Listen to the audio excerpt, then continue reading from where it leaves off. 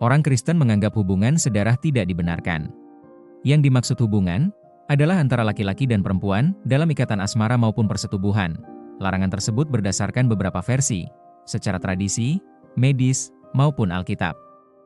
Alkitab sendiri, meski tidak menyatakan secara lugas mengenai larangan tersebut, tapi konsep larangan itu ada. Dan ada beberapa jenis hubungan yang sebenarnya bukan hubungan sedarah, tapi dianggap sebagai hubungan sedarah. Larangan dan hukuman. Satu kisah di Alkitab yang paling fenomenal mengenai hubungan sedarah adalah kisah Lot sepupu Abraham yang bersetubuh dengan kedua putrinya. Mengapa Lot dan kedua putrinya tidak dihukum Allah jika itu salah? Begitu juga dengan banyaknya keturunan Abraham yang kawin saudara. Dan Musa bisa dikatakan sebagai hasilnya. Hal itu disebabkan karena hukum belum dinyatakan. Orang dihukum karena bersalah sebab ada larangan, dan larangan tersebut adalah juga disebut hukum. Sebagai contoh, bisakah orang merokok di tempat di mana tidak ada tanda dilarang merokok?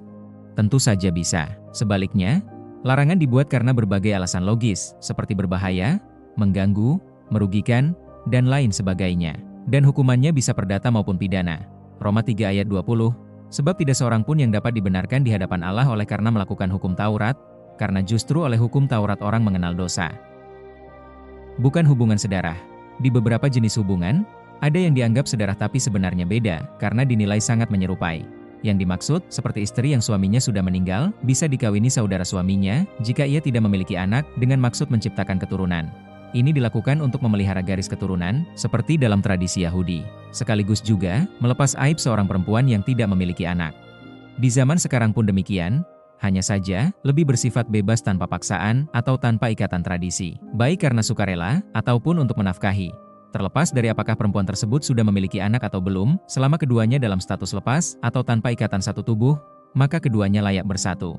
Layak tapi tidak dianjurkan. Di beberapa kasus, sepupu saling kawin mengawini, seperti yang terjadi di pelosok-pelosok daerah yang masih kental dengan adat istiadatnya. Sementara di lain tempat, itu dianggap tabu karena berhubungan dengan moral maupun aib kaum keluarga. Sedangkan lainnya karena alasan medis yang masih kontroversi.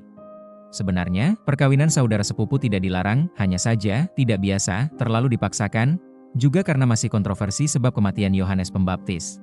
Kritik Yohanes Pembaptis. Jika kita meneliti kembali kisah kematian Yohanes Pembaptis dalam Markus 6 ayat 14-29, hubungan sedarah bukan menjadi alasan mengapa Yohanes Pembaptis menegur Herodes. Disebut sepupu karena untuk memperjelas status Herodias dan Herodes saat itu.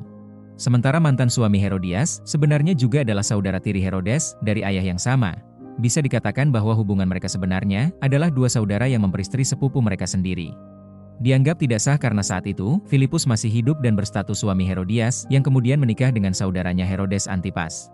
Itu sebabnya peristiwa tersebut bukan soal perkawinan sedarah, tapi hubungan satu tubuh yang masih berlaku, atau belum putus antara Herodias dan mantan suaminya.